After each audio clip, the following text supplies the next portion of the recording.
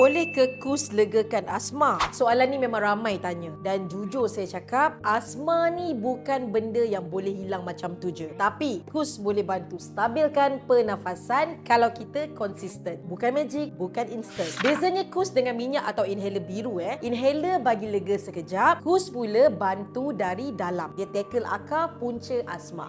Macam mana kus bantu? Pertama, dia bantu kurangkan keradangan dalam saluran pernafasan. Kedua, dia bantu cairkan kahak pekat supaya saluran tidak tertutup. Ketiga, kus bantu longgarkan saluran pernafasan yang mengecut bila kena habuk atau cuaca sejuk. Keempat, dia bantu lawan jangkitan kecil yang selalu trigger asma seperti sesama, batuk dan demam. Dan yang kelima, dia bantu stabilkan mukus berlebihan. Sebab tu batuk malam pun kurang. Kus bukan hanya beri kelegaan sementara. Dia bantu repair dari akar punca keradangan, kahak, mukus dan saluran sensitif. Kesan biasanya mula rasa dalam 2 ke 4 minggu kalau konsisten. Nafas lebih lega, kahak kurang, batuk pun reda. Kalau sekarang pun dah mula rasa semput on off, inilah masa terbaik untuk ikhtiar sebelum makin sensitif.